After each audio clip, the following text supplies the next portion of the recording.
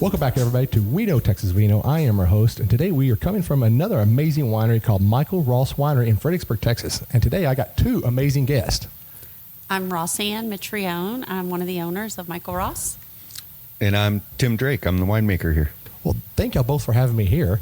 You know, we were out here yesterday, and I will have to say, we were out here yesterday with the Texas Wine Lover guys, and it was such a beautiful place. And I will say also this, about 3 years ago, I was on a motorcycle ride, and we came through here, and there was vineyards, and this was being built. I believe it was 3 years ago.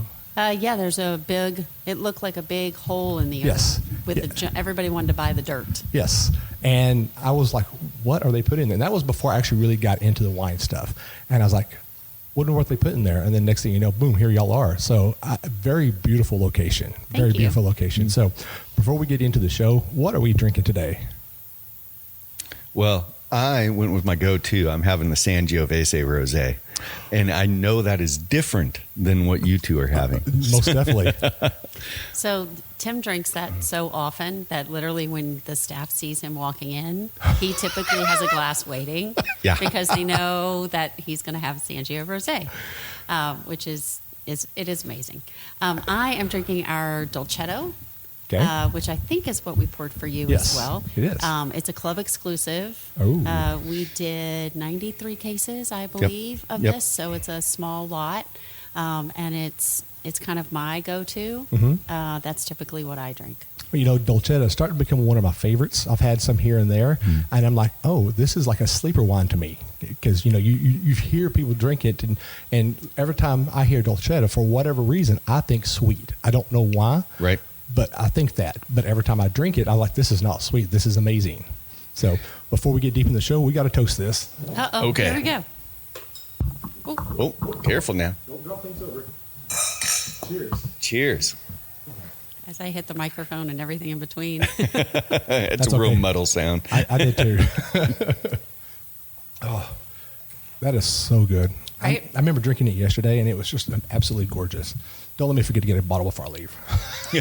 Yeah, well, we only have, I think, about 13 or 14 cases of it left. Tops. So, Well, I don't want a case. I just want some bottles. I know. I'm just saying, this one is one I'm hoping that kind of lasts us, but I am guessing we're going to have a little bit of a gap between when we release the next one. Yeah, between vintages. We just bottled the 23, so it's going to need a good 6 to 8 months. Nice. Nice. God, it's like we practiced that. Yeah, did y'all do that right outside this? You know? Yeah. Exactly. All right, before we get into the meat and potatoes of the show, I just want to talk about my podcast. You can find me on any podcasting platform, Spotify, Pandora, Apple Music, or Apple Podcast, I'm sorry. Also, you can find us on YouTube at We Know Texas Vino. And, of course, you can find me on social media at Facebook at We Know Texas Vino. And, of course, my website, weknowtexasvino.wine. Love that domain name. Mm-hmm. And then, of course, don't forget about the Drink North Texas event on May 31st. We are giving away tickets on May 31st. I will pick the winner. So if you have not gone out there on my Facebook page and liked our show, liked the podcast, and tell us what you love about the show, do it soon because I'm giving away 4 sets of tickets, 4 sets of 4 tickets. So don't forget to do that. It's going to be a great event. It's going to be at the Flight of Museum at Love Field. That's May 31st. So now let's get started onto the show. So Tim, Rosann, who wants to start first? I'll go. Ladies first. Yeah, perfect. So before we get to that part, what did you do before you decided to get into wine? I was in corporate America on planes every other week. I had a large sales organization. I covered North America. And so I, sold various things throughout the, 30 plus years that I was in corporate America. So sales marketing. Wow. And then, of course, Mike, what did he do before he got into this? Yeah, so Mike was an IT guy. Mm-hmm. He's still an IT guy so that we can eat. That's an important part when you open a new winery. So wait a minute, hold on. Sales is not paying the money or paying the bills and putting food on the table? Not yet. Hopefully all of your listeners will come rushing in and we'll be good to go. Okay, so if you don't mind me doing, what does he do in IT?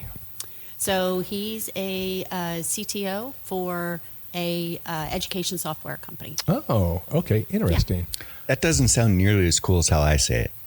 Uh-oh. What do you say? You're supposed to use big words. He fights AI.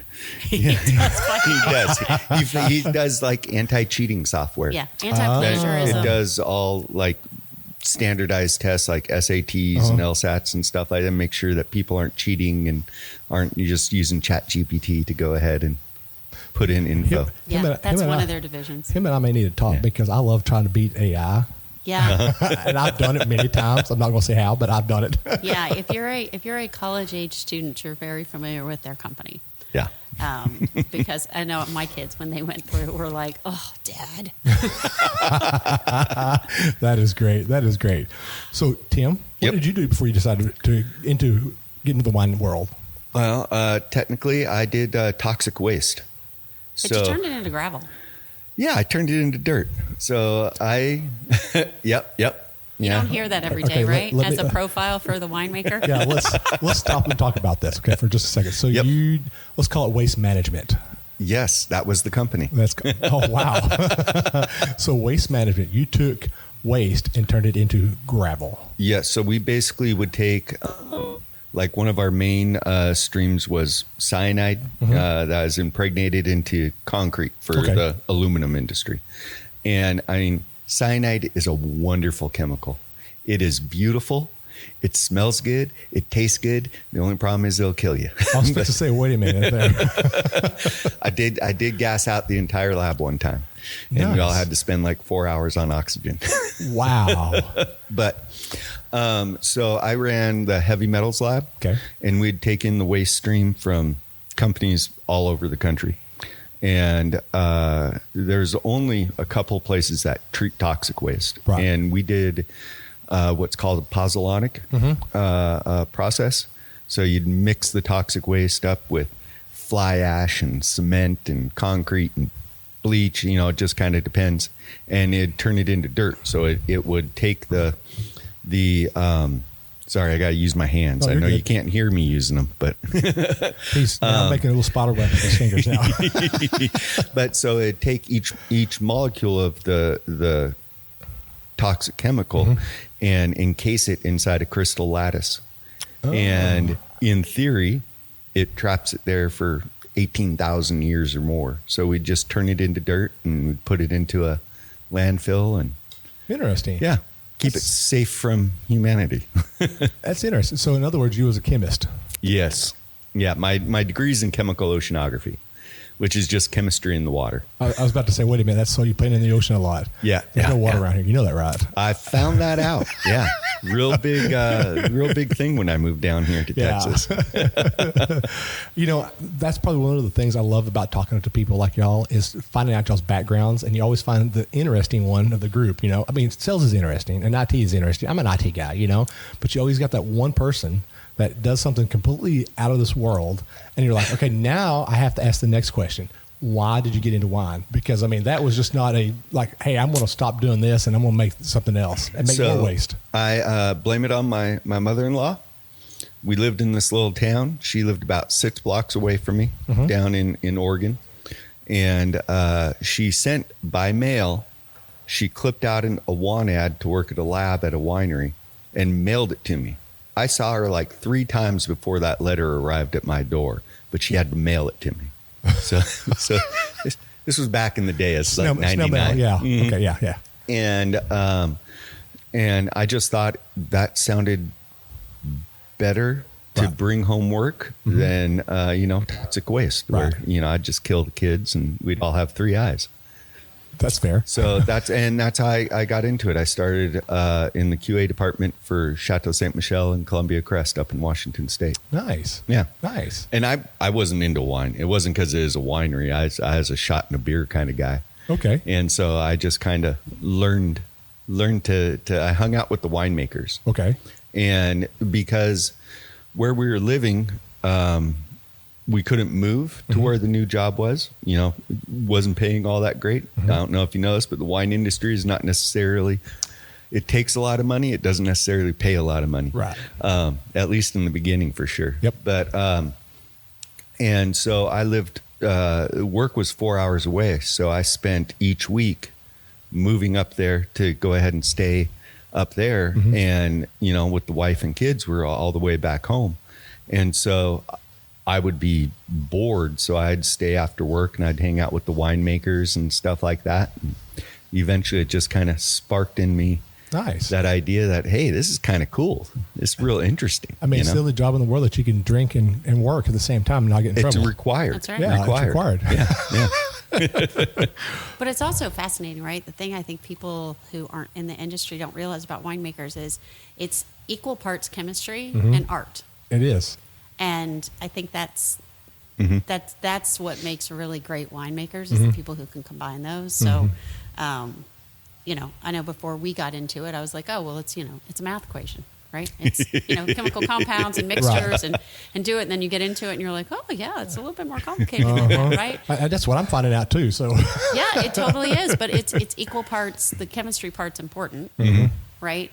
But the artistic component and styles and what you're trying to accomplish are kind of equally important. Right. So real quick before I get to you with the same question, I have one more question for you. Yep. So you started doing all this and you started drinking the wine and your palate started changing. It did. It's freaky. It's freaking crazy. It's amazing. Yeah. So it's like your palate tastes the big things first. Right. I always like to say it's when you go out and you mow the lawn and it's hot and you crack open that can of ice cold Coca-Cola at the end of the day and you have that first sip. Oh my God, it tastes so good. But by the end of the day, by the end of that can, it's a cola, it's another soda. Your mind has kind of gone blind to the flavors. And so that's how it was with wine. Because when I started, I didn't know anything about wine. And I was like, yep, tastes like wine. And then I was like, oh, this is a sweet wine and this is a dry wine. But then there was one of the mistakes the QA department made was they allowed me to help out in the cellar 1 year during harvest, which was the end of my QA career and the start of hauling hoses and making wine. But and part of my job was pulling all the juice samples that were coming in every day. And, at Columbia Crest, there must have been a dozen winemakers. Okay. They all had different brands, but they had very specific order of who came in and tasted first. Right. And, but I always set up all the samples for the day, and we're going through Chardonnay. And when you start tasting juice in particular, because it's like at least 25% sugar pretty much, all you taste is sugar. Right. And then one day after I've been doing this for a couple of months, Doug Gore, the head winemaker of the whole company, he came in. He's like, Tim, how's stuff tasting today? And I'm like, well, I think, now remember, all the samples were just numbers. Right. They didn't have names or what vineyard or anything. And I said, I think this one here is Airport Chardonnay because it has this little like fresh cut grass and it's starting to taste pretty good. And this one over here is Cold Creek. It's still tasting a little bit like green banana peel. I think it's still got another week and stuff. And I started kind of just giving my thoughts. And, I'm just a lowly guy who's volunteering. And Doug tastes through and he goes, you let me know if you ever want to get into winemaking because you just nailed every single one of those. Nice. And so that's when I really started like, oh, okay, maybe I could be good at this. Right. And then I just happened to work for a lot of really talented winemakers Nice. that helped me learn and hone and figure stuff out. That's always pleasant to have. It's always great to have really good mentors. Yes. Without having good mentors, you can't become great. I mean, you can become great, but your mentors is not as physical present as you would be doing it online or something, Well, and especially with wine, it's such an experiential thing. And a lot of times you don't have the words. Right. It's not like I knew what a gooseberry tasted like when I started off and everything. And so you have to, when you're tasting with somebody who has had that experience and they say this word, then your brain makes that connection. Right. And then all of a sudden you can start picking out these different flavors and different variations on the flavor. There's licorice, but then there's, star anise and, cassis and all these different flavors that are different descriptors for just licorice. Yeah, you start tasting things that you would never thought you would taste before. Yeah, and definitely. That's one of the things I love about drinking wine. Yeah. So we're going to turn it over to you now. Yes. So how did you get you and Mike's love into wine? Because first off, you're from Florida, he's from Virginia. Yeah. I want to know first off, how did y'all end up connecting the dots to each other and finding each other. Because I mean, that's just, I know he traveled for the military because his dad was in the military. Yeah. He was a career military guy, and he traveled a lot. And then you lived in Florida. Yes, I grew up on the beach. I did. So he was at the University of Central Florida. That's where he got his degree, which is in Orlando. Okay. And I had graduated from Florida State. Okay. And so my first job was for Pepsi. And so I was living with ended up being mutual friends between the two of us. Okay. And so I met him in Orlando. Nice. So, yeah, met him on my 21st birthday, and 33 years later, we're still, tolerating each other? Okay. Yeah, we're good. So then where did the passion for wine come in? I mean, did y'all just like one day, hey, let's go get a box of Friends from the store and let's drink that, and then next thing you know, you've got a winery? I know it wasn't quite that straight. Okay. So, I mean, like most people, right? Like we were young and poor and, broke, didn't, so we drank cheap wine. And, it's funny, I tell people this story all the time. So the first time I ever had wine, so to speak of, was off of his mom's back counter and a box of Franzia. And it was White Zinfandel. You called it. I called it. It was White Zinfandel. And I'm like, okay, whatever. So we go to New York, first time ever, and we go to this really, for us, fancy restaurant. We were in our early 20s, 24, 25. Taco Bell. And we got a bottle of Glen Ellen at this restaurant, which is a rosé. And we were like, "Oh, this is fancy." We spent like $50 or $60 in the restaurant on this fancy bottle of rosé. And we go to the grocery store, and we lived in Florida, so we run to Publix, and we're like, This bottle's $10. I was about to say the same thing. And then you go look it up and you find out it's like $10. You're like, are you serious? I'm like, oh my gosh. And we felt so fancy. So fast forward, right? That fancy just went really downhill really fast. It totally did. But it matched a 25-year-old's version of, fancy wine. So, we both... through our careers and progressions, had traveled and taken out clients and had to do that. I was in sales and marketing. So I've worked for Pepsi. I worked for Dean Foods. I've worked for, a company called Aramark. So I've done consumer product goods. I've sold in restaurant concepts into large complexes. And I've had customers all over the world. And so you go to a lot of dinners, right? You're taking clients out and you're entertaining. And so the scariest thing in the world is for you to realize that you're the highest ranking person at the table and for them to hand you the wine menu. Like, what are we drinking? Oh, man. And you're like, oh, dear God. So we both were like, okay, we have to be able to do this, right? So we started that's how we started getting into wine, is because you didn't honestly want to be embarrassed at these dinners in these really nice places. You had no idea what to do. And then, Mike decided he was going to take this class called Wines of the World. Okay. And it was through an online program, a wine education kind of program it's called Vesta. It's through the University of Missouri. And he took this class, and I took it with him. We just paid for one person to take it because, it's cheaper, and we were what you do. Drinking a lot of wine. Yeah. I mean, that's how you cheat the system, right? You're not using AI. Yeah, that's right. Well, I was like, I don't have time to do this. And he's like, taking the classes and stuff. And then I was like, well, what are you drinking? What are we drinking? So literally the guy at Total Wines and More in Plano knew him like by name, because he'd have to drink, 3 wines from wherever this, part of the country was, a world that he was studying. And he, being the overachiever, would go in and buy it from like 5 regions so he could taste the difference. So I'm like, thank God we only did this class once, because our liver couldn't survive a second time.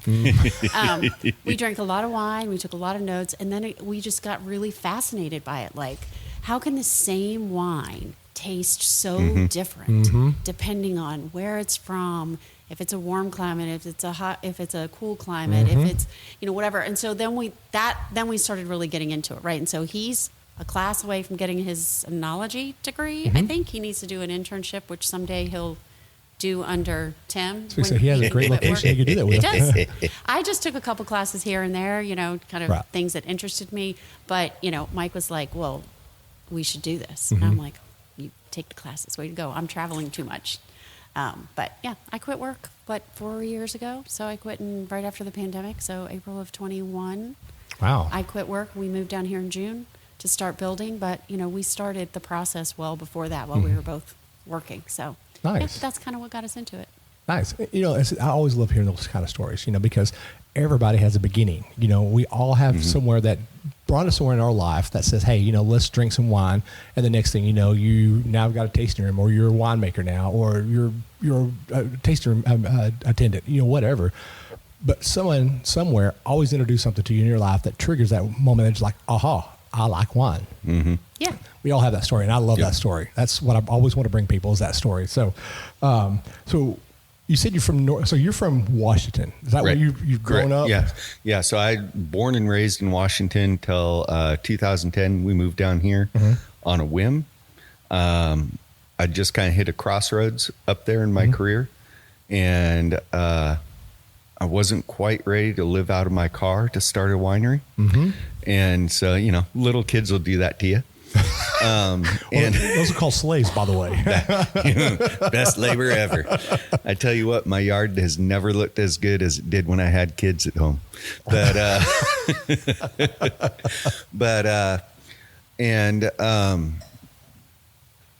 My in-laws were down here, and we had come to visit a couple times in Texas, which was beautiful because we came for Christmas.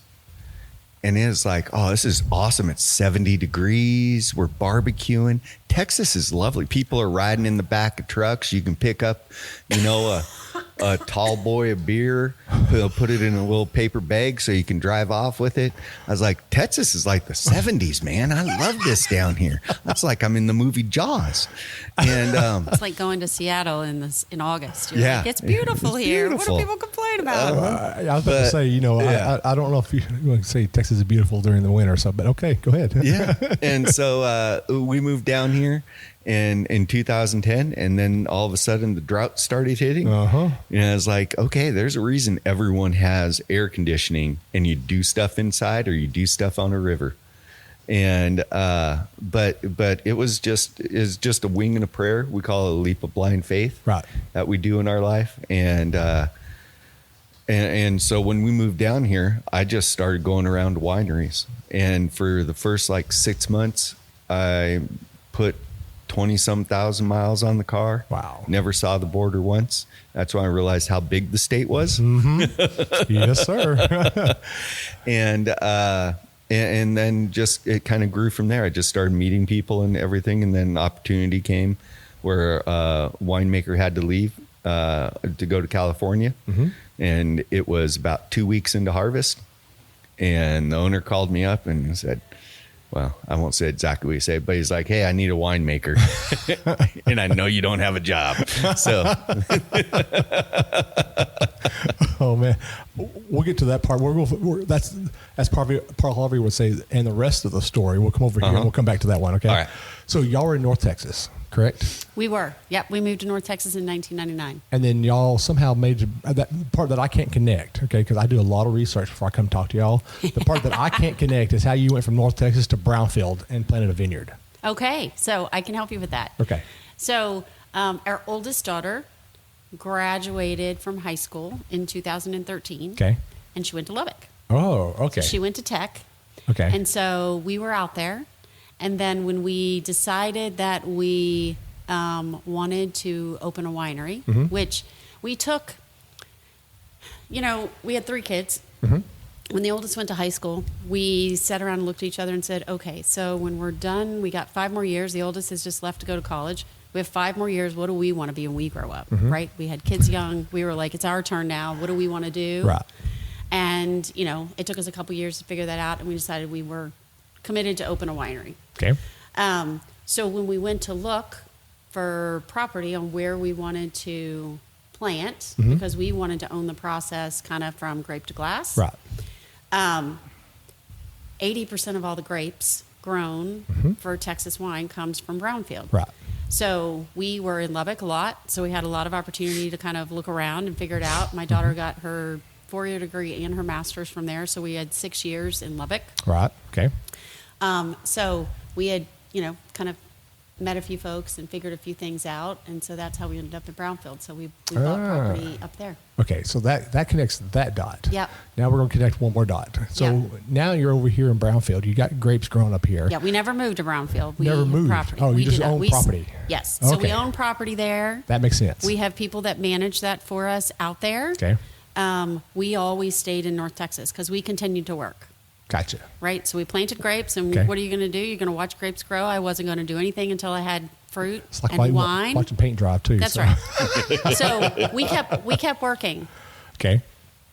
So we were in North Texas. Okay, so we're kin because I'm in North Texas also. Yep. So, all right, so you're in North Texas. You got a vineyard growing in Brownsfield. Then you're like, you know what? We're gonna go down here to this place called the Hill Country, where all these wineries are, and we're gonna go down here and we're gonna find us a place now. So, did you just drive around and look for a place, or did you just like all of a sudden just came by this place and like, hey, I like this, and this is what we want right here? How did you end up finding this particular location?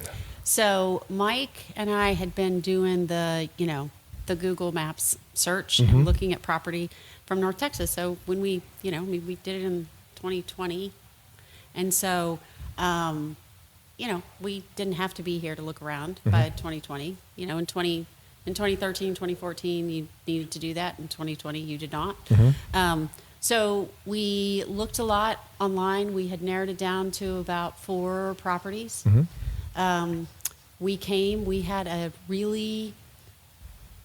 We had a lot of discussions around 2 different questions about where the tasting room was going to be located. We knew the grapes were in the right place to grow the type of wine that we wanted to make. Okay. Where the winery was going to be and the tasting room was going to be, that was up for debate for a long time. Okay. We could have done it in North Texas. There's plenty of great wineries up in North Texas, right? You already know what I'm fixing to ask next, so you're I going. did. I'm just going to answer it all at once. We had a lot. We could have done it up there. We could have done it anywhere. I mean, there's wineries all over Texas. We considered, honestly, at one point, leaving the state of Texas to open a winery. So that was part of the play that fell out before we planted. But we decided Fredericksburg because that was the answer to the first question, and so we decided on Fredericksburg because I like the consumer experience. Okay. When you go to a winery and a tasting room in an urban environment, it's the kids are doing something and I have 3 hours, or hey, we have a date night, we have 3 hours, we're going to go, we're going to enjoy ourselves, we're going to come home. Right. When people come to Fredericksburg, they're coming for the experience. Yes. It's something that they're committing to for the weekend. They're going to multiple wineries. They're usually not just going to one. And I personally think that helps make everybody nicer and kinder. So I worked in very competitive industries in corporate America. And here people support each other because you know what? 90% of the people that walk through the door that are here in Fredericksburg go, hey, where would you recommend I go? Right? So people work together. They're just, it's nicer. It's not, they're competitors, but yet they're not, because it's all about that consumer experience. And if you like my wine, then you'll like so-and-so's wine, right? So that was the first question. So we landed on Fredericksburg. Then the next big question was 290 or not 290? Okay. I mean, didn't who was it? Shakespeare say that? You're right. Yeah. Along with to not or not to not. Yeah, exactly. Yes, exactly. So we looked at multiple properties on 290, which is the main thoroughfare, and we kept coming back to this property because, again, I'm all about the consumer experience, and for me, it's when I go to a winery, I want to take a big deep breath and let it out and relax and get away from the hustle and bustle of my day-to-day life and running kids around and doing all of that stuff. And you get that. So we're a mile off of 290, but we're on 38 acres and you got cows next door, and we have 10 acres of pecan trees that are all natural on this property. And so you just get that feel like you're far away, but you're literally right outside of town. And so we decided on this property, and so I think it's going to take us longer for people to know where we are. So the ramp up is longer, but I am counting on the fact that it will pay off in the end. But we didn't pick 290 because you still hear like road noise, and you're just right there, and I don't know. I just didn't get that feel that you're at home. Yeah. with that, and that's not what we wanted to. I mean, there's nothing wrong with that. There's lots of them there, making tons of money. It's just that's not the consumer experience that I wanted to create. Right. Well, and it is nice too because we're only a mile off of 290. So it's not like we're, you got to travel another 30 miles to get to us to come off. And we're the first winery you hit outside of the city limits as you're heading out. Yeah. Or the last winery before you head in. Yeah, depending how you look at it. That's how you look at it, Yeah. And so the location is nice because you do feel like you're out in the country but you're still very close. Yes. Which is nice. One of the things I tell everybody that when they come down here to Fred Expert to visit, and I'm not taking anything away from Grape Creek or Slate Theory or from Archway or anything, because they've got the place as well. Mm-hmm. They get a lot of the visitor tour buses that come in there all the time. And I tell people, if you're coming down here, one, don't do the visitor buses, because even though they're great and they drive around for you, you hit and quit, and you're going to multiple wineries and you don't get to sit and enjoy what they've got. You're coming in there doing a tasting, and then you got to be at the next one in 30 minutes. And I always tell them, I said, go outside of Fred Expert. Start outside of the city limits and start working your way out to Johnson City and High and Stonewall, because those are the really smaller mom and pop experience wineries. Mm-hmm. Because you go in there and you're not just going to sit down and start drinking wine and they're going to boot you out the door because you're on a tour bus. They're going to come in here, you're going to come in there, and you're going to sit down. They're going to make sure you have an experience. They want you to come in and have, I would like to say, a wine epiphany. Okay? Mm-hmm. You like that? Do you like that? I like that. Yeah. I'm liking that. I'm going to patent that, Will Donahue 2025. I have audio recording of that now. So, but I mean, you get people come in here and you have them drink your wine, which that's actually a topic I have here in just a second. We won't talk about that part yet.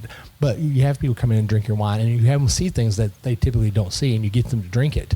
And the next thing you know, you get them to sign up as a wine club membership because they really like what you have and what you present. Because no experience means no wine club membership. That means no revenue.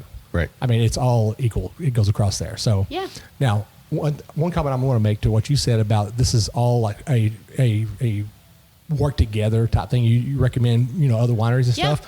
I have a word for that, and actually coined it from one of our other episodes. Co-optation. You co-op with each other, but you're still in competition with each other. Yeah, it's the whole frenemies thing. Yeah. But the one thing I love about the Texas wine industry. So I listened to a podcast called The Winemakers. It's out of California, and every episode it's like they're bashing each other. And I don't like that. Here in Texas, we're all friendly with each other. We all help each other out. Some way, somehow, you're always helping another winery out because, your tractor broke down and you need a tractor to come out and spray or whatever, Someone says, hey, I'm not using them. I come out here and borrow it for just a little bit, That's what it should be all about. It should be able to help each other because you want everybody to win. Your wine is not going to be the same as my wine or somebody else's wine because it's always going to be different. And that's another reason why I love drinking wine. Get the same grape from the same vine, and it's two totally different wines because of the winemaker. Yeah. It's true. You can't make it, you can try to copy something, but it's impossible to do, at least on a small scale. Now, I will say at the big boy place, you can blend to get a flavor profile that's consistent year after year. But if you're trying to sell 2 million cases of that wine every year, it needs to be consistent. Yes. But for a small winery, the experience, and I always say we're here to provide an experience, and wine is the souvenir you take home with you. Right.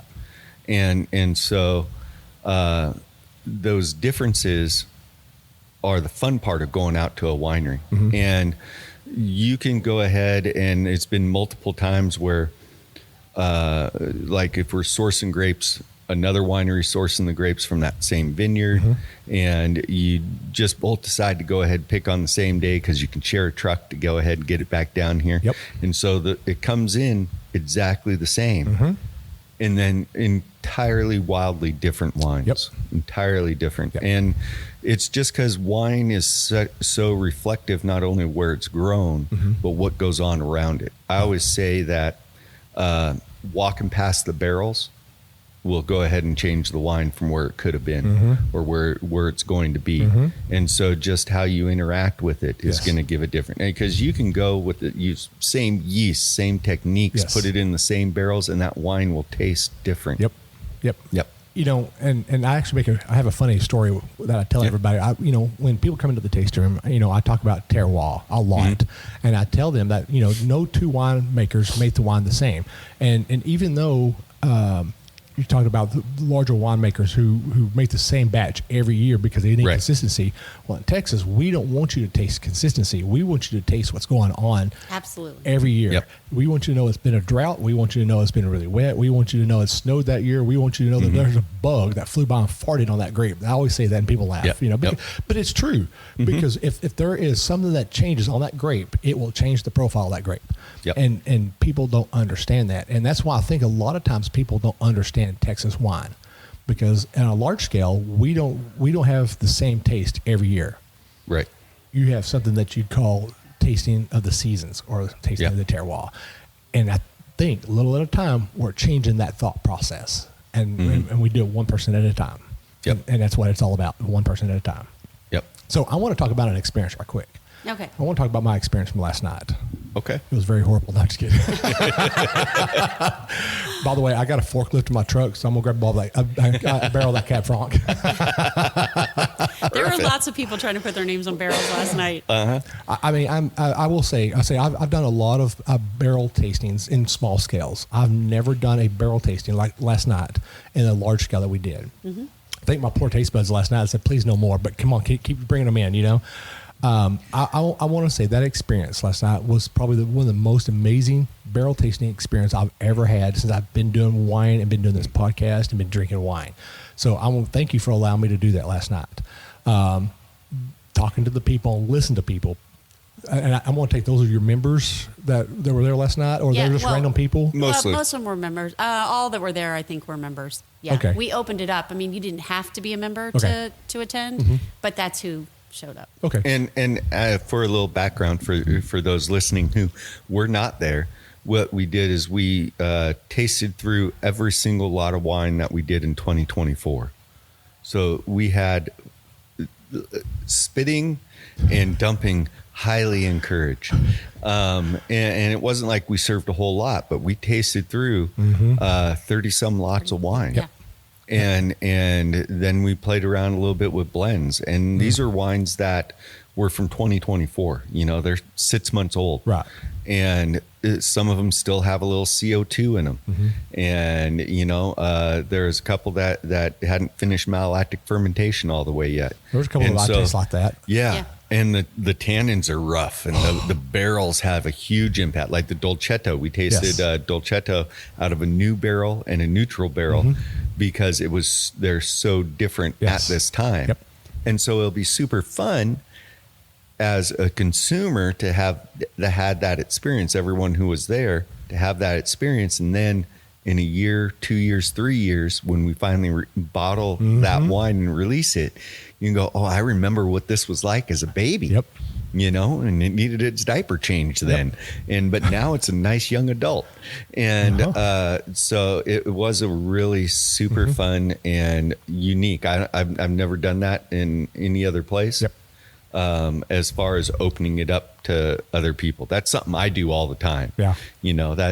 So that was really kind of a fun thing, is to go through and taste that with people who've never done that before. Yeah. And I will say personally, being a young winemaker myself, that was really fun because I get to taste.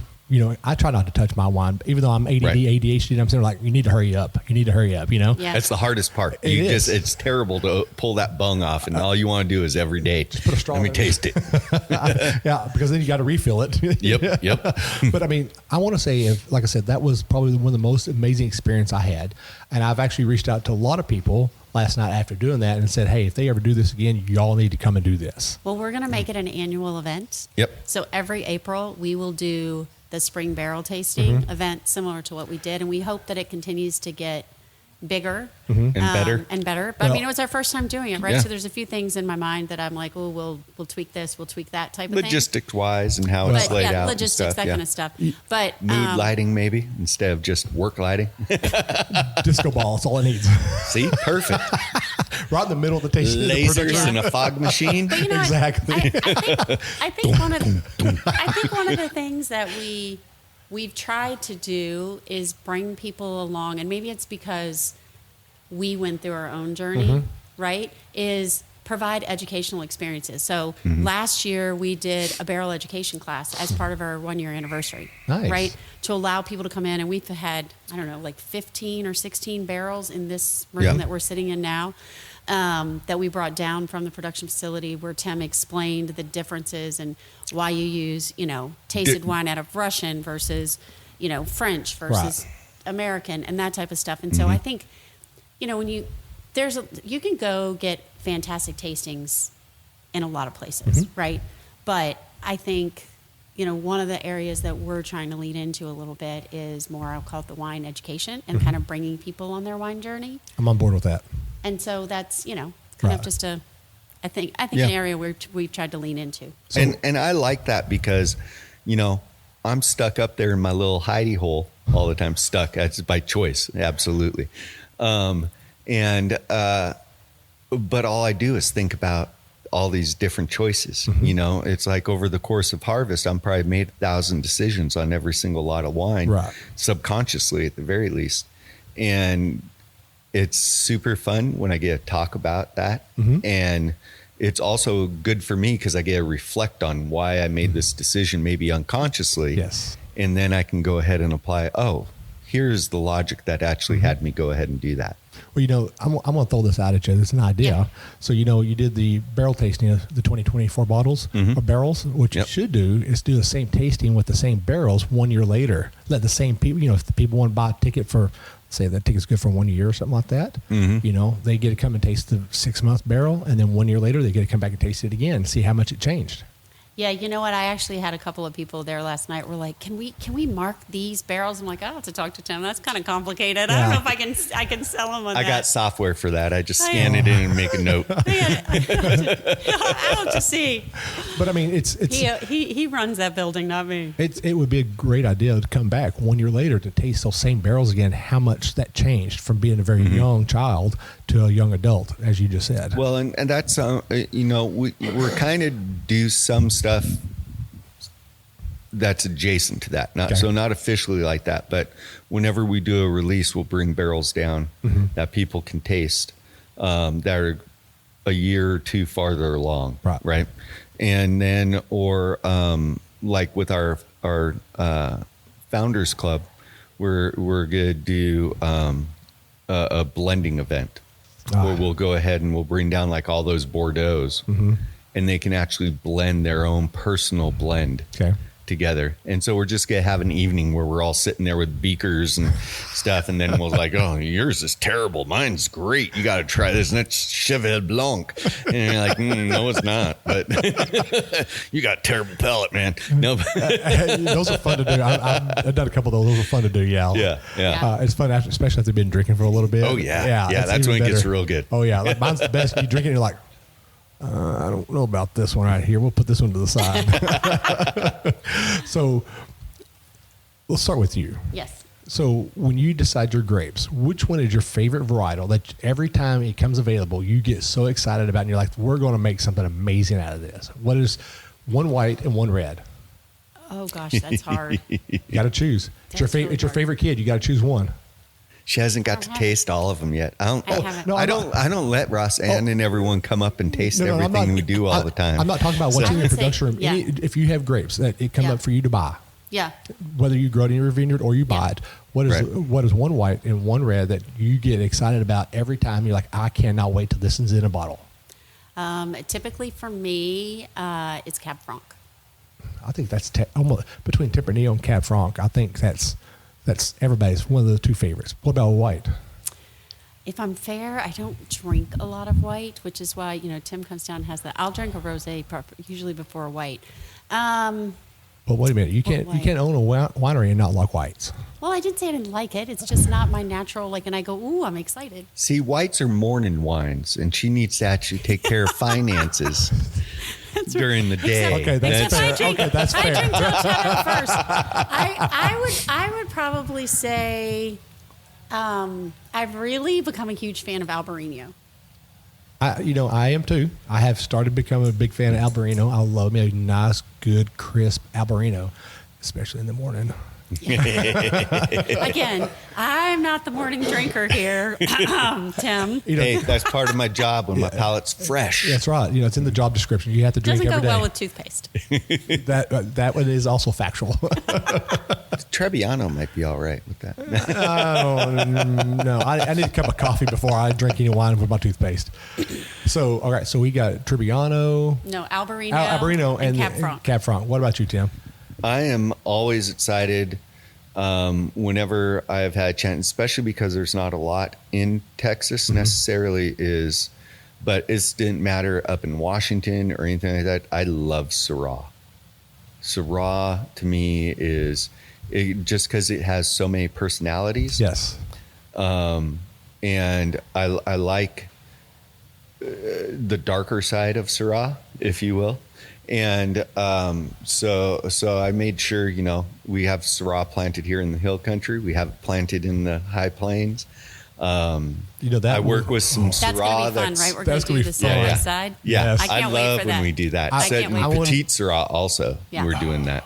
I can't love wait. some Petite Okay, Syrah. so I need to make sure you get on y'all's mailing list. So when y'all decide to do that, I will make a special trip. I don't care if it's in the middle of the week. I'll quit my job for the day and come down here. That's perfect. And then the white I'm really excited about, and in particular off of our property is our Sauvignon Blanc. Okay. When we moved down here, there wasn't a lot of Sauvignon Blanc.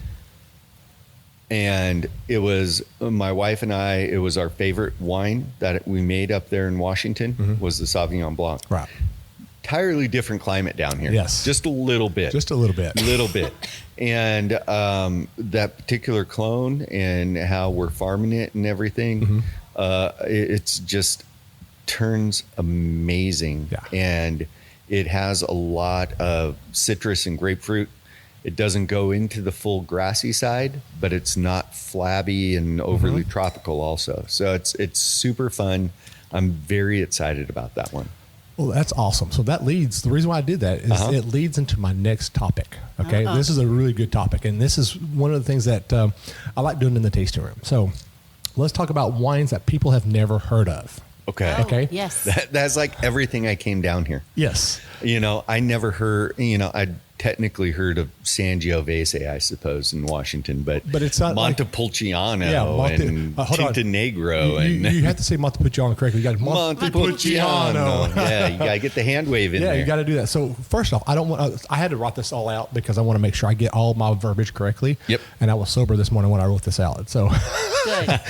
so first off, a lot of listeners don't know that yesterday we were supposed to do this recording.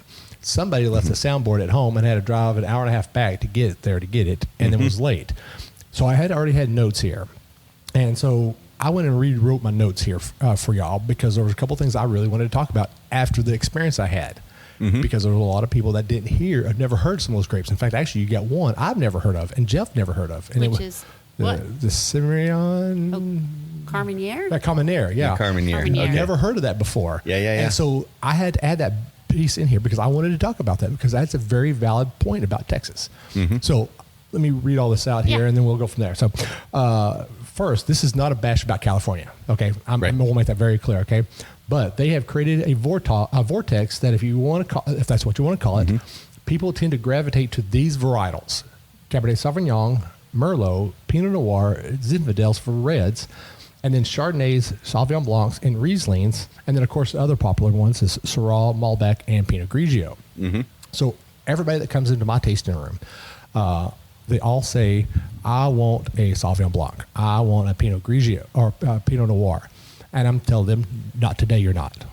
And they look at me and like, why do you tell me that? I said, because you come in, you have a palate that you've tasted this wine or this varietal all this time, and you don't know what it's like to drink something else. Get your palate excited about something different that you've never had before. And the one that, again, Carmenere. One of these days I'll get that. It's got two hats on the E's. Oh, okay. I'll just call it Carmen Sandiego. There you go. We're in the Except world. it's French. So, but I tell people, try something different. I mean, even for me, who is still very young in the wine industry, I hear new stuff all the time, like the one right here a while ago. But Tarragoto, people who tend to drink a lot of Cabernet Sauvignons, I push them over to a Tarragoto, let them try that. I don't tell them what it is. I cover the bottle label up and I pour it for them. I said, I want you to try this. And they drink it, and then their face lights up. And I was like, what do you think about that? And then he's like, that is amazing. What is it? And I tell him what it is, and then I started describing it for them. Now, with that being said, also, I don't let people read the tasting notes also. So we don't actually have tasting I saw notes that. on purpose. I love that. The only place I put tasting notes is on the website, because you have to give people some feel for what it is. Yep. But I am, so there, if you read tasting notes and you don't taste what they say you're supposed to taste, it makes you feel bad. It makes you feel less than, or like, what's wrong with my palate, or whatever. Right. And you have people come into the tasting room who are expert wine drinkers, right, who drink a lot of wine. And you have people who don't drink a lot of wine, and they're just like, oh, this is a fun weekend getaway, right? And you want all those people equally to have a great time and feel, really, empowered to experience the wine tasting in the way that works for them. Yeah. And so we don't put it in there. Now, the servers we call them wine educators, will talk to people about it and kind of gauge where somebody is, right? Like our Rosann, they call it our Netflix wine because it goes with, it has a little bit of butter. I'm not making any comments on that. It goes with the butter popcorn. Get your mind out of the gutter. I wasn't in the gutter. It goes with the butter popcorn. Excellent, chilled. My mind was nowhere near the gutter on that one. It's the butter popcorn. Mine was. Wow. One of them was. See, I hang out with him all the time, so blame it on him. So never mind. I'm not going to. I'm just going to do it. So next time we see Netflix and chill, we're talking about chilling the Rosann. Okay. That's right. That's right. The Rosann.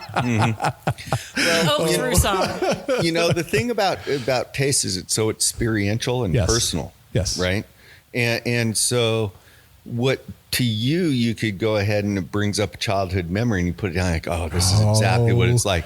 Everybody else is like, no, that doesn't taste like that at all. I can't find it anywhere. Give a virtual high five on that note here, okay? Yep. Because I will tell you a story about that here in just a second. So you finish your thought. But no, that's good. I'm opposed also to tasting notes. I hate writing tasting notes. I make them because they have to go on the website. Normally I use ChatGPT so it can just tell me what Wikipedia thinks it should taste like. That's not true. That is great. It is not true. I sit them in front of me. How does Cab Sauv taste like? And Tim, don't say that. That's not true. I force him to sit down at a desk like this, and I'm like, let's go. And then I'm like, no one's going to know what that is. You have to live in upstate Washington to know what that is. You got to come up with something else. I use a lot of terms, that unless you live in Seattle or the Olympic Peninsula, you'd have no clue what a gooseberry or a salmonberry tastes like. Yeah, I'm like, no, we're not using that.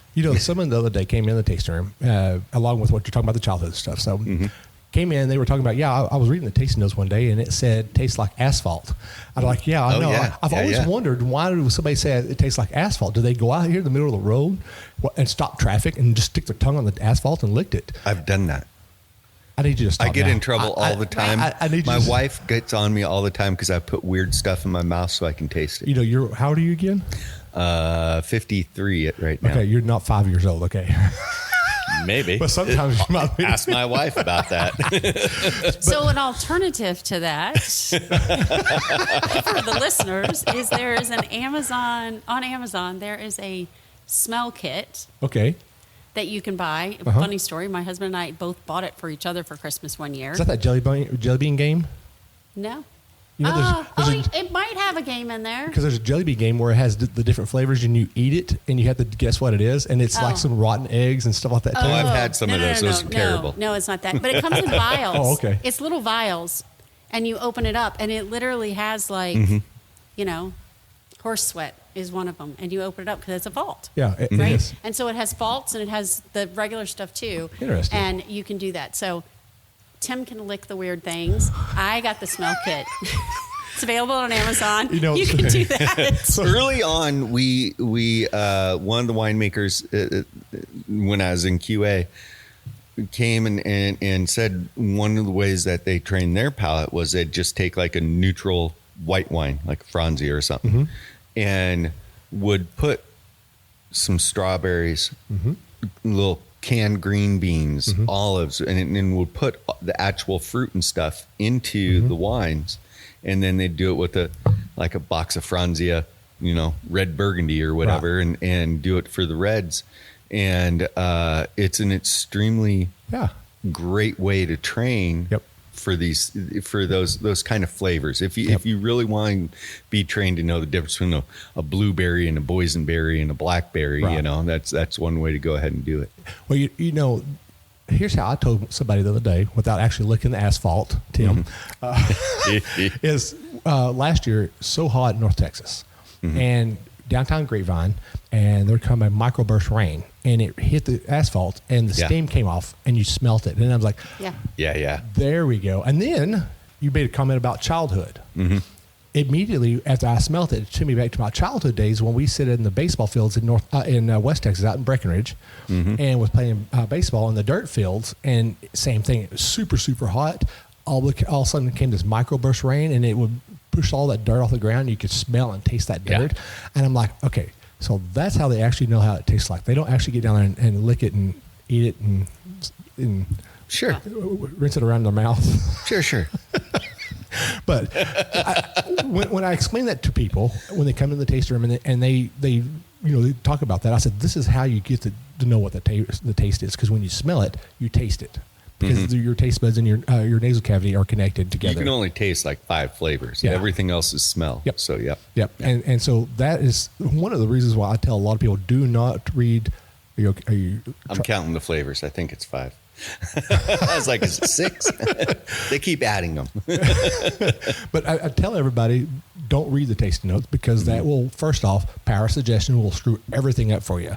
And I tell them to take a drink of it yourself and don't think about it too hard, because when you think about it too hard, you're working too hard. You drink it. Tell me the first thing you taste the minute you drink it. Don't think about it. I mean, or even with food, I tell them, I say, if you drink something, what's the first thing you crave for the minute you drink it? I mean, it may not be the right thing that pairs with it, but if you got a craving for it, that pairs it for you.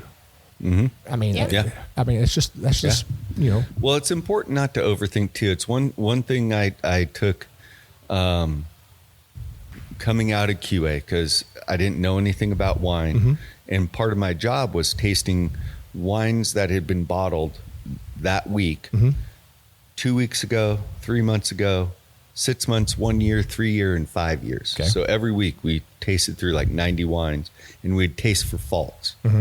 And so I had to get trained up on what the faults were. And so then all of a sudden I couldn't enjoy just drinking a glass of wine, because all I was doing was trying to find faults. So I had to eventually develop a way to kind of block your head off and say, okay, I'm drinking this just because I want to enjoy it. And so I'm like, okay, I'm not going to think about what individual things are, but then be able to focus when I do need to actually do that. So, it's a little mental gymnastics that you have to do on that. But there's so many people that come into the tasting room, right, that are like, well, I don't really know a lot about wine, but, and I'm like, do you like it? That's all that matters. If you have a glass of wine and you like it, it's the best bottle of wine. It doesn't matter what all anybody that matters. says. It's all that matters. Exactly. It's all that matters. Now, with that being said, that is kind of funny that, someone could drink a wine today, besides us that drink wine all the time, because we know how things change. You can get somebody to come in here and they drink the wine today and they're like, oh my God, that's the best thing since sliced bread. They buy a bottle and they go home and they're like, I drank this and it doesn't taste as good. Never tastes as good as it does in the experience. Yes. Yeah. But here's something. Sometimes it tastes better. Here's something I actually told somebody the other day. They had a bottle of wine up, I think they said up in the Davis Mountains area, out in West Texas, okay? And they said the wine tasted amazing there. And then they brought a bottle, brought it back over here, and they said it just didn't taste the same. I said, well, because the elevation is different. Yeah. And they said, what do you mean the elevation is different? I was like, well, because you're higher up over there, and over here, you're or is it lower over there, higher here? It's higher in Davisville. Higher over there. Yeah. And then North Texas, it's lower. And there's like, elevation doesn't make a difference. I said, oh, it makes a huge difference. Yeah. It will change your palate. I mean, from my understanding, and I haven't done a lot of reading on this, but it makes your taste buds swell and what's it, swell and get smaller, get bigger and smaller. Yep. And so when your taste buds are bigger, you're allowing more flavors to come in. When they're smaller, it doesn't allow as much coming in. And so when I told them that, they were like, oh, that makes sense. And they thought I actually was giving them a hard time. They actually looked it up and they're like, oh, you're right. I'm like, of course I'm right. Well, they do stuff different for, when you go on soda and wine and stuff that's served on an airplane, because it's different elevations, different pressures and stuff, and it affects the wines immensely. So they can't, you can't. Screaming Eagle does not taste as good at 30,000 feet. I'm assuming, but I'm not going to even ask. I'm just going to sit up here and I'm going to smile. So one of the things I actually was reading about, and I only I've only touched on this a little bit, but one of the things I was reading about, they said to fix that is to actually chill your palate. So if you're at higher elevation and you're typically not at if you live at a lower elevation, chill your palate a little bit, get it cold, because it'll help bring that swelling down of your palate, your taste buds. I don't know how much is that true. Oh, I don't know. But I mean, now I'm going to try it. I don't know. Now I'm curious. But it does make sense because, I mean, if you're higher up, it swells up because you get more air pressure built into it and everything swells up. If you put some ice cold on it for a little bit, like water or a piece of ice, it kind of helps bring that swelling down. I mean, that's a... Well, it's similar too, with if your red's too cold or whatever. Like I taste wine all the time at cellar temperature, which is colder than what a red should be. And so, I mean, that's the same kind of thought process there, chilling the palate. I kind of now I'm going to start sucking on ice cubes. If he comes back and says, my palate is jacked up, it's not my fault, okay? 100% is. So let's jump back because we started talking about this and then we got, I love doing that on the show, okay? We're not about staying on the same track, okay? But we were talking about different varietals and how everybody's always used the same stuff. So here in Texas, we grow a lot of I would say unusual, but a lot of varietals that people don't hear of. So, for example, like Trebbiano, Picpoul Blanc, Blanc de Bois, Tannat, Tarragodo, Sanjo. Some people have never heard of Sanjo. A lot of people have heard of Sanjo. And then for me, most recently, like last year, Touriga Nacional, never heard of that until last year. Fabulous in Texas. Oh my God, it's so beautiful. Good. If I could marry it, I would. Yeah. I didn't say that out loud, did I? But you do have, I mean, last night we had Alicante Boucher, Carmenere, Alianico. Yes. I mean, just all sorts of stuff that you don't normally. Sagrantino is another beautiful one that does amazing in Texas. But a lot of people have never heard of them. No. And so what I like to do in the tasting room is I literally will tell them, you drink this all the time. Today you're not. You're going to try something new. But I make it funny. I don't make them feel uncomfortable or weird or anything like that. I make it funny. I like to get to know people. If y'all have not already noticed that already, I like to get to know people and then start cutting up jokes with them and then getting to feel out with them. And then next thing you know, they've got a whole new interest in wine. And it all starts in the tasting room. And so that's why I always tell people, when you go into a tasting room, do not go to your normal. Go to something new. Try something new. You may make a new friend when you do that. Yep. Yeah, absolutely. Yeah. So I want to say it's been amazing sitting here to talk with y'all for a little while. Yeah. Okay. Thank you. I enjoy coming talking to new people all the time, as y'all would see. I hate people. You know that? No, I'm just kidding. You're super shy. Oh yeah, I'm really super shy. reserved. Well, honestly, when it comes to IT stuff, I'm very much an introvert. But when I do this wine stuff, I'm very much an extrovert. There you go. If you didn't have a glass of wine in your hand, we wouldn't even talk. I'll be just pass you by like, he looks like a weirdo. Yeah. I always say I'm an extroverted introvert. I like to go ahead and talk to people, but I'm perfectly happy if I don't see anyone for weeks on end. Yeah, I'm with you on that one. I'm with you on that one. Yeah.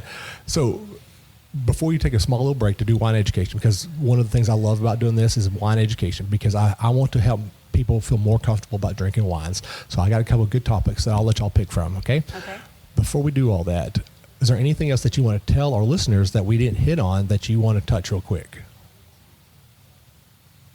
I think we covered most of it. Yeah. Yeah, I mean, I think one of the things that, on your point about going to find small boutique wineries, right? I hope, and I think it's becoming more and more something that people seek out, but the transparency in your supply and knowing, like we do 100% Texas grapes, right? We grow our own stuff. We do supplement and buy from other grape growers that are in our region, right? But we're very transparent about where the grapes come from. It says the name of the vineyard.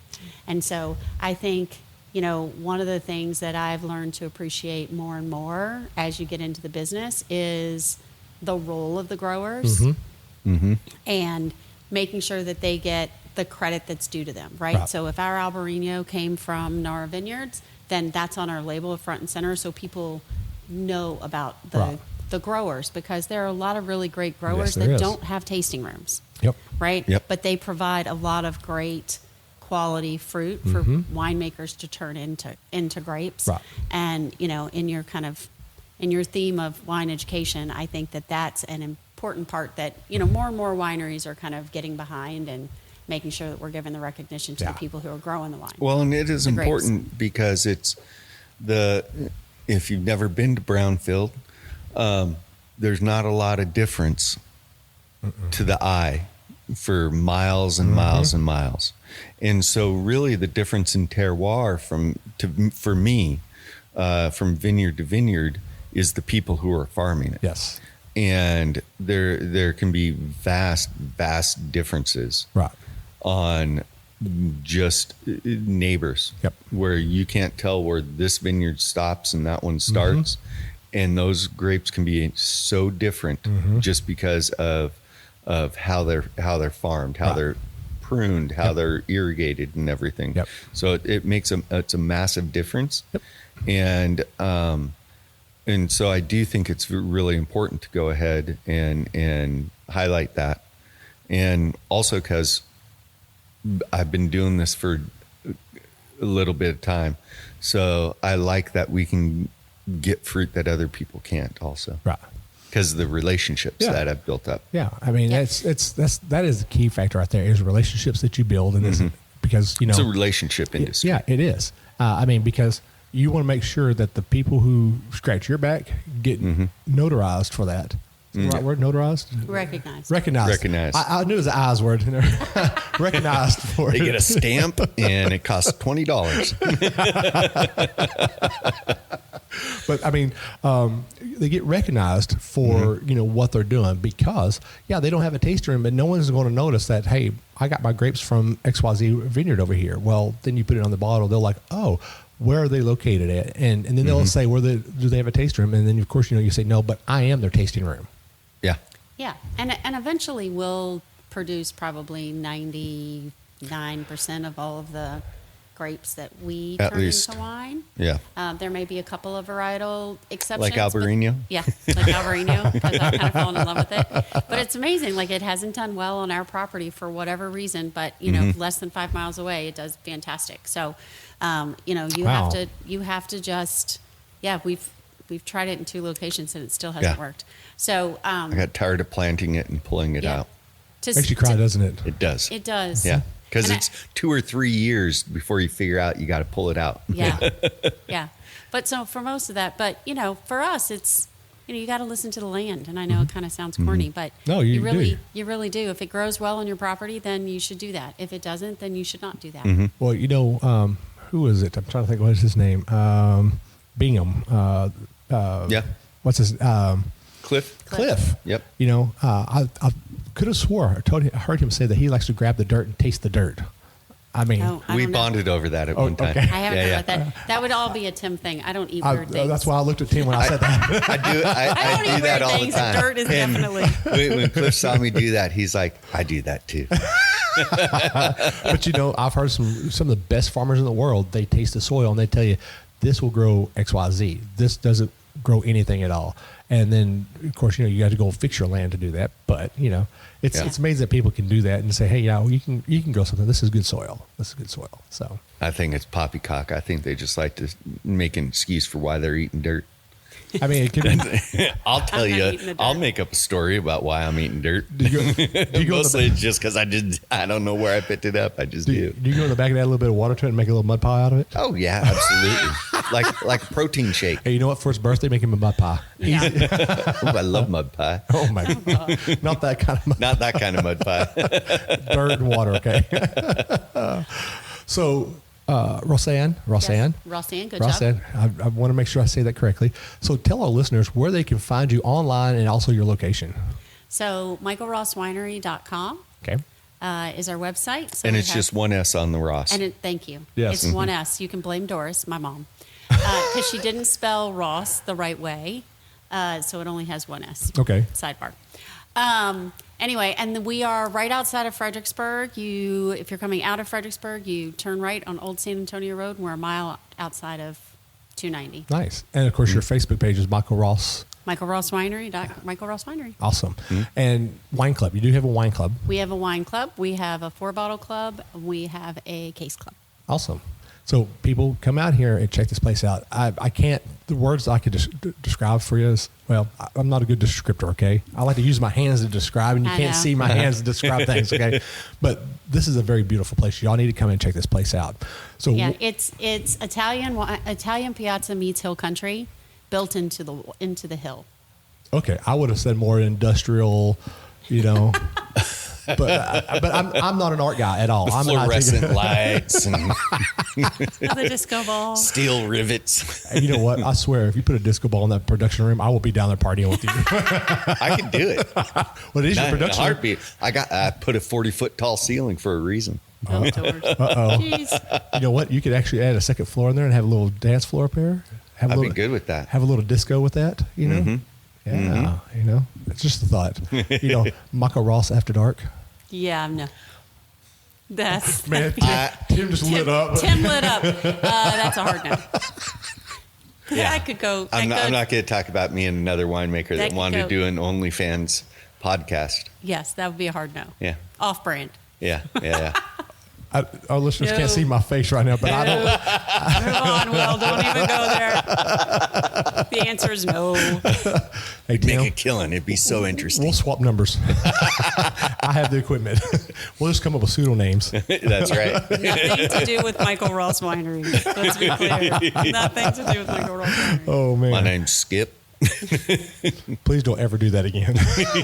Actually, if he starts using Skip, let me know. So we're going to take a small little break, take Yes. a quick little bathroom break. We're going to come back and we're going to do some little wine education.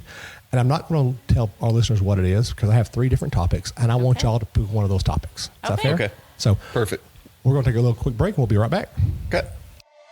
Hi, this is Eric Byer of Old Vine, Texas, a new winery tasting room featuring 100% Texas wines from wineries all over the state. We are located in Mansfield, Texas, inside of Ancora Event Center on Broad Street.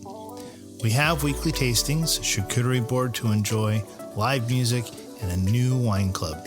Go visit our website at oldvinetexas.com to sign up for our newsletter and learn more. Or you can find us on Facebook and Instagram at Old Vine, Texas. We'll see you soon. Welcome back, everybody, to We Know Texas Vino, and we are now on the educational part of the show. And this is one of the things I love about doing the show is the education part, because I bring in the experts, or actually the experts are already here, that we're just bringing them in to talk about it. So we had a nice discussion. I already had some topics picked out, and we already talked about them. So I got talking with Tim and Rosann, and we decided we want to talk about the oak being used for the barrels, specifically with the ones they're using here. So Tim is actually going to bring all the education portion today. So Tim, take it away. All right. So I'm a huge fan of playing with oak barrels and the influence that has with the wine. And I got this, one of the nice things about working for a really big winery when I was young is they would do barrel experiments. So like I bring in, and we have a higher percentage of new oak for the style of wine that I like to do than a lot of people will have. But we're only bringing in about 80 barrels a year Okay. of brand new oak. And so I always try to trial new coopers, and coopers are the people who make the barrels. And so, but that's only like 2 new barrels a year that I'm trying. Working at St. Michel, they would be trialing like 80 different kinds of barrels on the exact same lot of juice. Okay. So you could really see the influence that the coopers had. And so it's something I was always fascinated with. And I've always really focused on. And so, because while it is just a spice in your toolbox, it's one of the more powerful spices. Right.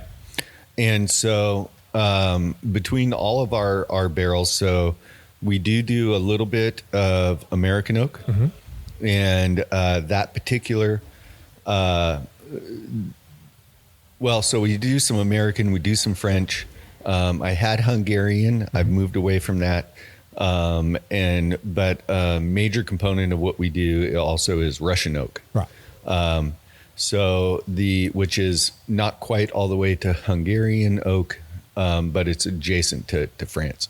And so if you think about when a barrel is how a tree grows, and you get different grain sizes. Right.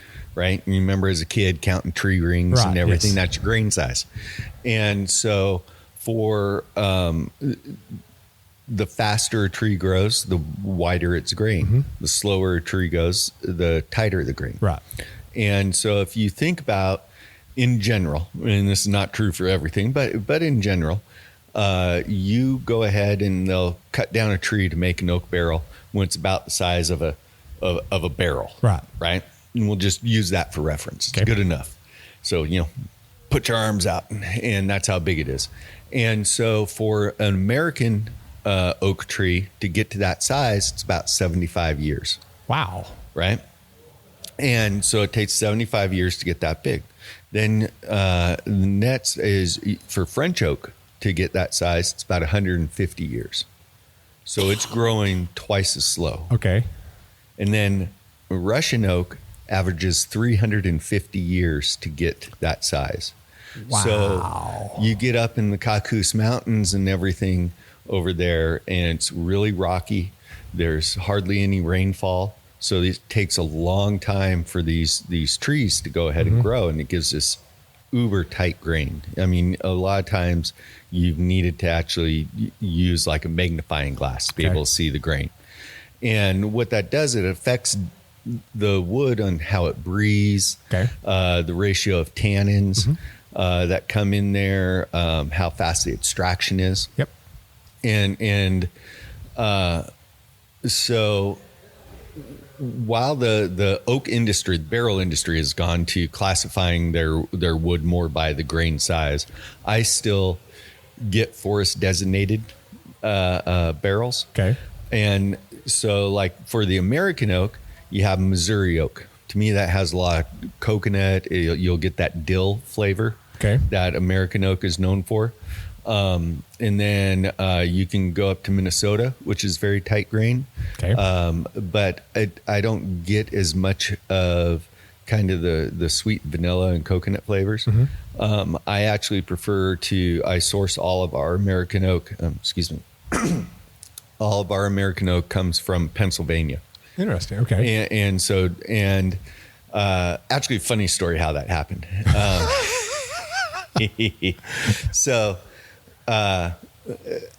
I'm working with this guy. We call him Willy Wonka, and he's got some clients that have all sorts of money, and they're like, "Oh, we want to make Penfolds Grange," and we're like, "Well, you should go to Australia, and then make it there." And they're like, "No, we want to do it with Washington fruit," and we're like, "Well, we need to taste a vertical."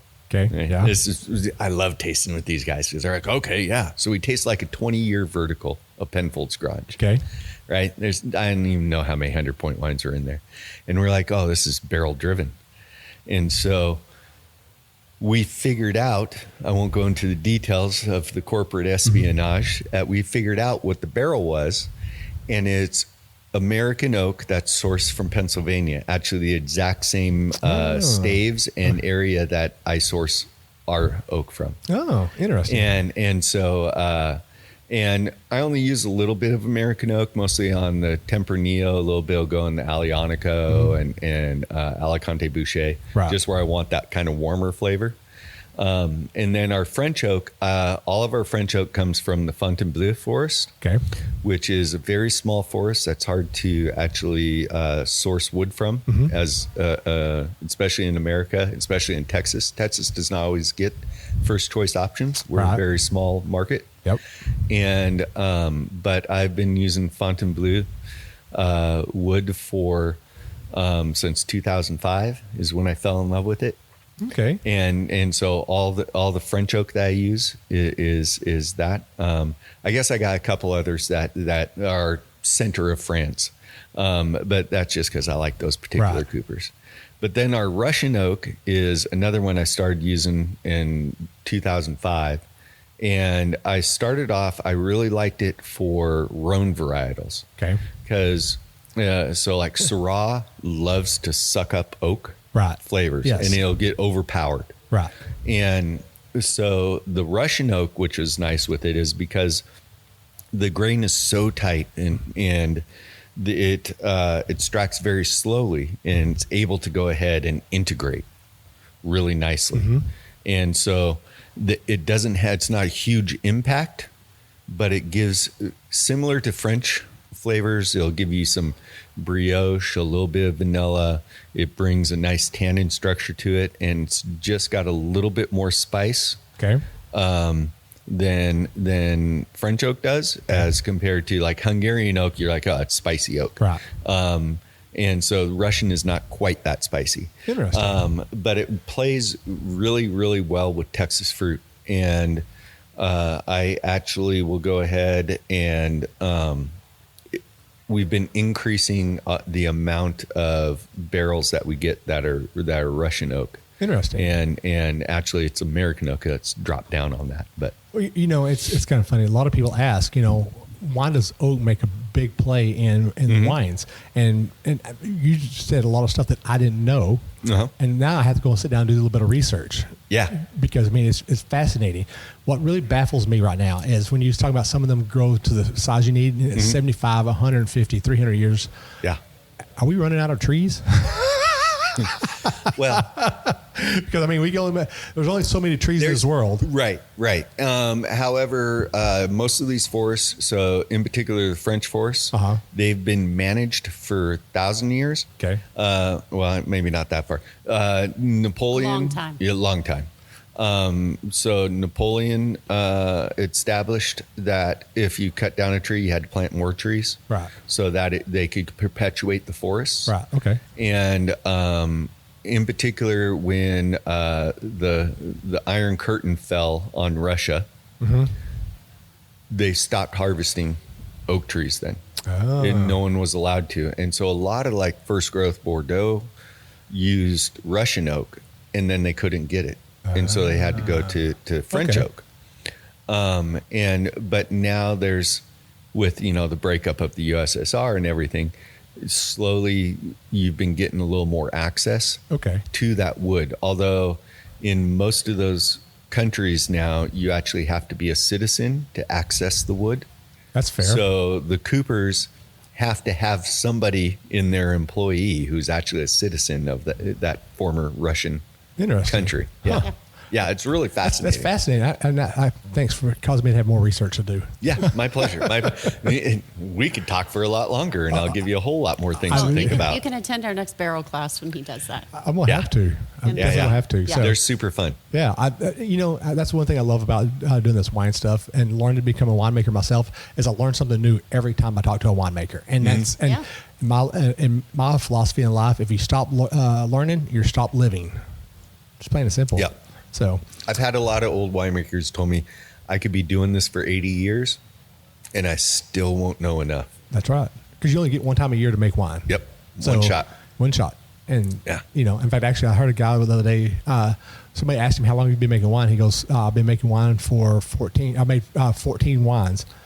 And they were like, what do you mean 14 wines? And they said, well, haven't you been doing it for like 40 years or something like that? I don't remember the exact number. And he goes, no, you only get one time a year to make wine, and you mess it up. You got to wait till next year to do it all over again. Yep. So that's true. Yeah. So, Tim, Rosann, thank you again for having me here. Real quick, before we sign off for the day, I want to give thanks to my sponsors, which is one is the Texas Wine Lover, which we were here last night. We had a great time yesterday out here with y'all. Great place if y'all want to find a winery, especially Michael Ros out here. You can go on that app, find it, plan your day trip out here, come out here and have an experience, enjoy wine out here with them, and then find other great mom and pop wineries out here. And another one that we have is Old Vine, Texas, over in Mansfield, Texas. He's bringing a lot of hill country wines and bringing it up to North Texas to allow people who he just doesn't have time to drive down here to drink wine, get a taste of hill country wines. And Eric and Emily are doing such a great job up there. Love those guys quite a bit. So y'all need to go check out Old Vine, Texas. And then one new one I've got right now is High Camp Flask. Actually, have y'all heard about this? You were actually telling me about this. I'm intrigued. This thing is amazing, and I'm not going to give away a lot of stuff. You need to wait for the video, the product review. I'm fixing to drop here probably the next day or so. Yeah. So I've been working on this the video for a little bit. But just in short, if you're going camping and you want to take a bottle of wine with you, but you don't want the wine to go bad, this is the way to do it. It is freaking amazing. All I'm just going to say is I left it in the truck at 90 degrees outside at Possum Kingdom with a bottle, a full bottle red inside of it. And at 3 o'clock that afternoon, that wine was still cool. Yeah, just amazing. Oh, that's awesome. Especially in Texas. Yes, and it's amazing. So especially if you go camping a lot. But you got to wait for the product review coming out here pretty soon. So, all right. Now that we've done the show, we have some great education here. Now it's time to get to the closing of the show, and that is the wine quotes for this episode. So I've got a couple of good ones here, and I had to run one by Tim and Rosann, and they put a stamp of approval on it. So if y'all don't like it, it's their fault, not mine. So the first one is, love is like wine. To sip a little is wonderful, but to drink a whole bottle is a headache. And then, wine is living liquid containing no preservatives. It is a life cycle compromises of youth, maturity, old age, and death. When not treated with reasonable respect, it will sicken and die. From Julia Child. That's a great one. That is a great one, especially the conversation we had today. That was a really good one. Now, here is the one that Tim and Rosann said I should go ahead and read it. So let me clear my throat on this one. So Bessie Braddock, a well-known socialist in England, attended a dinner party at which she seated right next to Winston Churchill, who had been. Let me start this over again, okay? Mm-hmm. Bessie Braddock, a well-known socialist in England, attended a dinner party at which she had seated next to Winston Churchill, who had quite a bit to drink. She said to him, "Winston, you are drunk." He replied, "Madam, I might be drunk, but you're ugly, and tomorrow I'll be sober." Still such a great thing. So this is Will. Rosann. And Tim. And this is We Know Texas Vino. Cheers. Cheers.